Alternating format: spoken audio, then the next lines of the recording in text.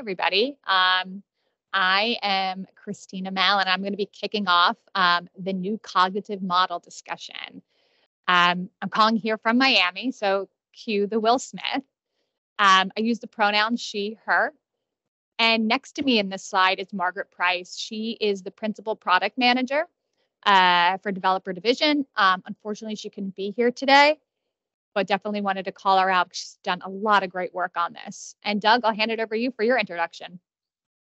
Yeah, hi, I'm Doug Kim, pronouns he and him. I work in Azure on the Cloud Experiences Studio, managing content design and inclusive design for the studio, and we'll hear more about that very soon. Awesome. Thanks, Doug.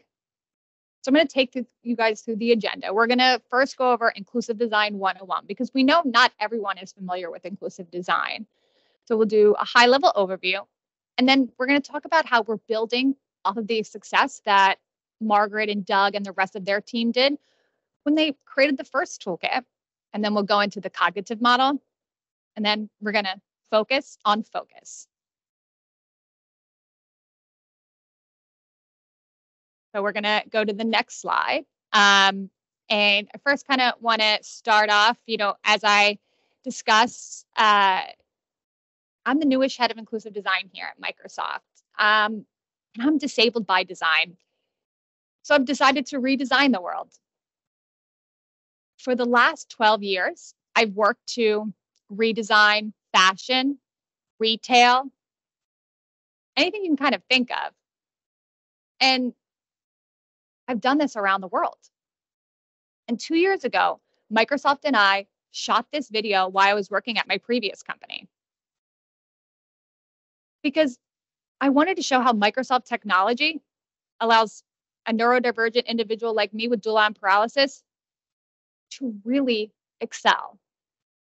And I knew that after this experience, I'd have to work at Microsoft because Microsoft is the place where I can get things done. So Doug, why don't you kick off the video for me? So I think you might need to play the sound, Doug. Oh, perfect. My overall mission is to decrease the stigma around disability. Technology allows me to live a very full life in a world that was not designed for me. I just graduated college, got a dream job, moved to New York, was really on high. I started to lose movement in my fingers. I lost the ability to move my elbow and lift things, and leaving, now where my arms are completely paralyzed. I can do everything with my feet, but the world wasn't created to be used with your feet. So I had to figure out ways that I could do everything, like brush my teeth, brush my hair, wash my hair, put my clothes on. And I realized that, the products aren't created for people with disabilities, which is why I co-founded an inclusive design incubator called Open Style Lab. And there I really learned the hard skills of inclusive design. Wonderman Thompson asked me to join their team, help, all of these brands create inclusive customer experiences for people with disabilities. My team are working with brands to use inclusive design. Inclusive design really is a methodology that leads to accessibility. There's so many examples in this life where designing for edge cases have led to innovations. The touch screen, self-driving cars, voice, and it's just a better way to design. It takes me about double the amount of time to do something. I feel so lucky that I was born kind of in this technology revolution of a time. I can't take notes, and it's hard to be on, 8 to 10 Teams calls a day. Being able to record the call, I'm able to take notes at my time, and this allows me to feel confident to take in information seamlessly. Our CX team has really immersed themselves in the disability culture. They're actually telling me things I didn't even know.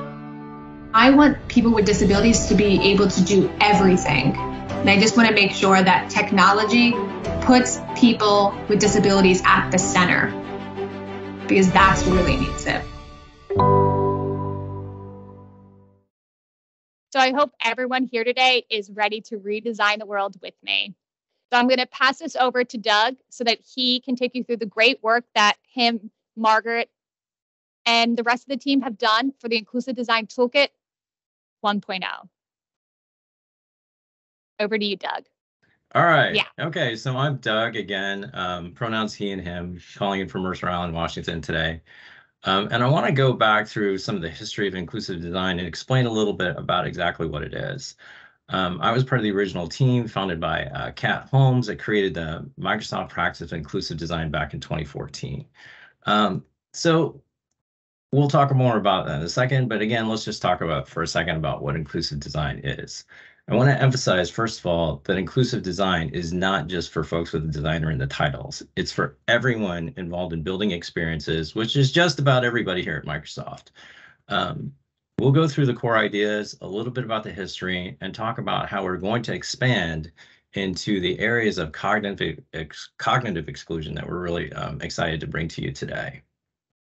All right. So what is inclusive design? Inclusive design is a methodology that draws on the full range of human diversity to build equitable experiences. That really means, most importantly, it means including and learning from people with a range of perspectives. We use insights from human to human interaction to inform human to machine interaction. So at the core of that is an understanding of what disability is. Disability is not a personal health condition.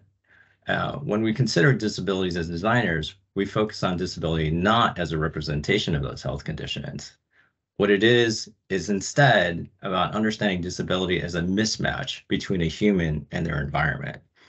And as people who are responsible for creating environments the way most of us do here at Microsoft, we actually can create disability when we build inaccessible and exclusionary experiences. And collectively, we have the responsibility for reducing those mismatches in every interaction that we create. So how do we do that? This is where I think we should start talking about the 3 principles of inclusive design. So really at the core of inclusive design are these things that I hope you take away from you or take away with you when you leave the presentation today, if you haven't heard these before. Number 1 is recognize exclusion. So all of us have probably felt excluded by design before in some way, shape, or form. Exclusion happens actually by design, right? Because people tend to design things for their own ability level first, right? And if we're using our own abilities as a baseline, we make things that are easy for some people to use, but difficult for anyone else, right? And when we're open to the idea that we do have these biases and they do impact our work, we can move beyond them more easily, and we can lean into understanding what other situations and abilities and capabilities are. So how do we do that? That brings us to principle number 2. We learn from diversity. Our second inclusive design principle is really about partnering with the people who are most excluded from an experience and learning from their expertise. So one of the best ways to move beyond your personal point of view is to talk and observe people who have to adapt in their environment in ways that you don't. For example, and it's easy kind of to try to emulate someone else's experience. Like, for example, you can pop open Narrator if you're using Windows and experiment with what it's like to use a screen reader. But that can never really give you the full impact and weight or the emotional experience of what someone who has to use a screen reader all the time experiences. You can only find that out by working with those folks directly, talking to them and understanding what it is that they're experiencing. So that key of that principle is, if you're going to design for everyone, you really have to listen to everyone. And by listening to those people's experiences, we can hear and empathize with how they've been excluded from everyday activities. Most of us can relate to this because exclusion is a universal experience. I bet you can think of something right now where there was an experience that was supposedly open to you when you discovered that it really wasn't. So that brings us to our third principle: solve for one, extend to many. This is about finding repeatable and intentional ways to extend the benefits of a design to many more people based on shared context and circumstances. We call this extension benefits a persona spectrum. So a persona spectrum, if you think about it, if you're designing for people, for example, with a permanent disability, that can seem like a significant constraint, but the resulting designs can benefit a much larger number of people. For example, if we design for someone with an arm, someone with a temporary wrist injury or a parent carrying a new infant can also benefit. So that's what we refer to as a persona spectrum. And you'll see how we apply that fairly soon here to the new cognitive model. So learning from a common shared motivation, it can help us design or create experiences for a range of situations. Right. So the capability of the point here is extending the benefits of your design to more people. So you build out scenarios, build a business case for why something is important, and then proceed with your design. Like, for example, if you think about the number of people with one arm in the United States, that's about 12,000 people.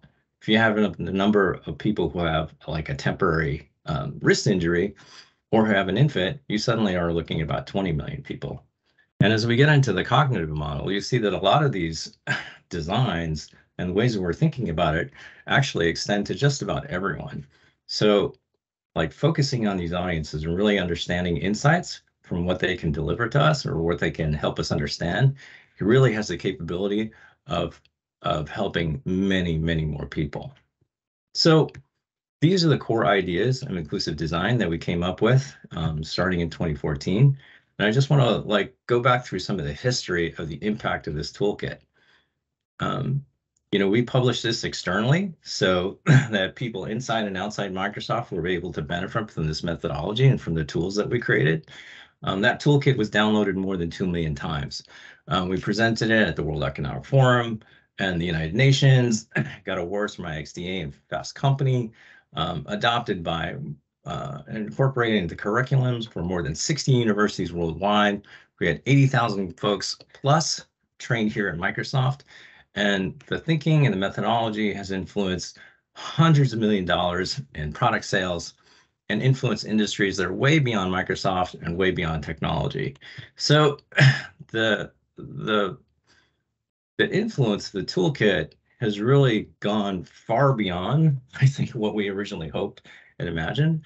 Although, we've always felt from the beginning that the work was not done, that we needed to extend and add on to that work and to extend it to see how we can incorporate these practices into our day-to-day, everyday product creation methods. I want to show you a couple of things that are really incredible examples of inclusive design in action. One of the most well-known examples is the Xbox Adaptive Controller.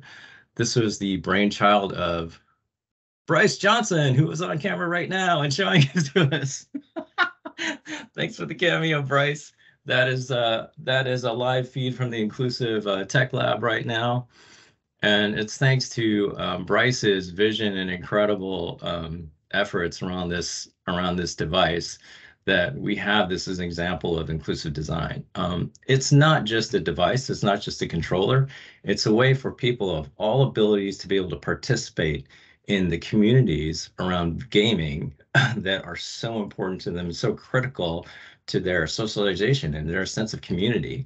Not only can you use it as a controller, but you can also use it to plug in the devices that are fit for you. Correct me if any of that is wrong, Bryce, but I feel like, okay, I'm getting a thumbs up from Bryce, but the work has been incredible, an incredible demonstration of inclusive technology.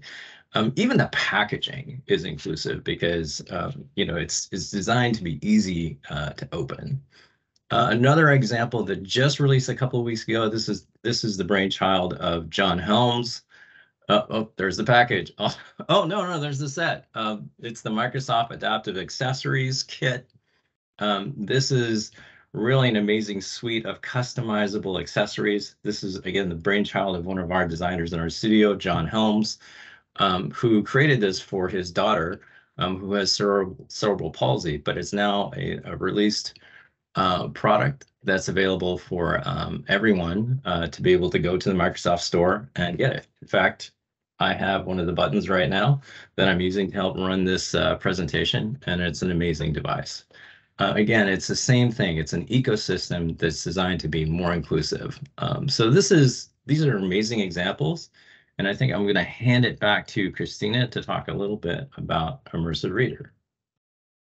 Thanks so much, Doug, and thanks, Bryce and Solomon. Really, really love both of those products. I am a user of both, and it gives me the freedom to be able to play Xbox or actually use my computer.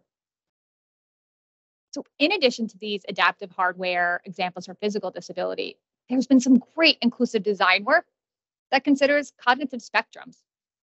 One of my favorite products is one that's had a huge impact on my mom's life, which is Immersive Reader. My mom is a lawyer with dyslexia who spends a good portion of her time reading documents. When I showed her this product, she teared up and said life would have been so much easier for her as a child if she would have had this. You know, and it's not just her. Immersive Reader allows users to space out and increase font, which leads up to 50% fewer reading errors. It also breaks words into syllables, which can help increase reading comprehension by 10%. A productivity hack that is beneficial literally to everyone is Immersive Reader's read out loud function. I don't know how many times that I've gotten ready for a night out reading different papers and use the read out function, and people literally think there's someone in the bathroom with me because I have this amazing voice reading out this paper. But it allows me to multitask, which is important, and get up to date on my emails and on different projects I want to read through on paper. So we knew if we wanted more cognitive inclusive products at Microsoft, we would have to codify our approach and provide tools to easily integrate into product work streams at Microsoft, which is why the team created the new cognitive model. I'm just going to go to the next slide, Doug. So cognitive inclusion is the foundation of the future. As technology grows more capable, adaptable, and ubiquitous, we need to consider what it means to create experiences that fit and adapt to the people and context. Not that we have to adapt to the product itself. Go to the next slide. So we spoke to scientists and users who experience cognitive exclusion to inform our cognitive model. And in attempts to not mistakenly exclude anyone, we've done a lot of research and co-collaborated. So out of this, we've taken 5 of the different types of cognitive exclusions, but please note, these 5 don't cover everything, and we definitely plan on doing more. So think about each type of cognition. It really enables a user to act on a motivation. So, for example, if I want to focus to complete an act, I need focus. If I want to learn a new skill, I need to be able to learn. If I want to remember to grab my keys, I need memory. If I want to communicate to build connection, I need to be able to communicate in a thorough way. If I need to, want to go on a holiday, I need to be able to make a decision. And given that I'm neurodivergent, there needs to be multiple different ways as people have preferences. So it's important to co-create with users like me who have diverse lived experiences in order to identify any exclusion that might happen. We can go to the next slide, Doug. So as you might have guessed, the 5 that we're going to focus on are focus, pun intended, learning, memory, communication, and decision-making. And we're going to provide examples where it shows that users have multiple preferences. So let's take an area like focus. It is required for completing a motivation like finishing a project. So the designer needs to ask co-collaborators, how would they approach concentrating on a project. They might say their ability to concentrate is dependent on minimal distractions. In my case, I have ADHD, so that's me. Or they need a noisy, active environment. There's a spectrum, and that's what we need to think about when we're designing. So if we move on to the next cognitive area, it's learning. So it is required for completing a motivation like cooking a new dish. So the designer needs to ask the co-collaborators, how would they approach cooking a new dish? Because they might learn through confidence, through trial and error, or need additional guidance or support. There's a spectrum, and we need to remember that. So our next is communication. So let's take a cognitive area like communication. If communication is required for customer interaction, the designer needs to ask the co-collaborators, how would different people approach conversation with a new connection versus an established connection? Because sometimes their message and tone is different depending on the number of times that they've met a person. Or it is the same no matter how many times they've interacted with that person. Again, there is a spectrum, and we need to co-collaborate with different individuals with different lived experiences. The next is decision-making. A person has to make decisions to plan a trip. Designers need to ask co-collaborators, how would they approach planning a trip? A person is motivated to really plan a trip. They might need only price information on flights to decide if they're going to go on that trip. Or they'll need costs for everything in order to decide to go on that trip. We need to consider how information gathering to make informed decisions varies and what content is needed to support people getting what they need to act. And then memory. Let's take a cognitive area like memory. If memory is required to know where your keys are, the designer needs to ask the co-collaborator, how would different people remember where they put the keys in their new home? They might make automatic assumptions or associations or require reminders and memory cues. I remember when I was little and I would always forget the keys to my house. So my dad started putting a reminder on a piece of paper at the front door to say, don't forget your keys. But it was different because my brother didn't need that. He would just always remember to grab his keys. So it's important when you're creating experiences or trying to get someone to remember something that you have different preferences for different memory styles. So all in all, what I want you to remember from these examples is that you need to focus on behavior and interaction in everyday life, because that will help you identify exclusion in your work. So what is slightly different from the first Inclusive Design Toolkit is that we didn't include co-designing with diverse users. This is something that we are really, really pushing for 2.0. Because most design teams have similar lived experiences, so it's imperative that we co-create with users with different lived experiences in order to identify this exclusion. True co-creation is where a user's experience exclusion is an equal partner in the creation and the development, so that there's true product equity, because there's always power dynamics in creation of products. And this time around, the Cognitive Toolkit will provide information on how to find and co-create with users who experience exclusion.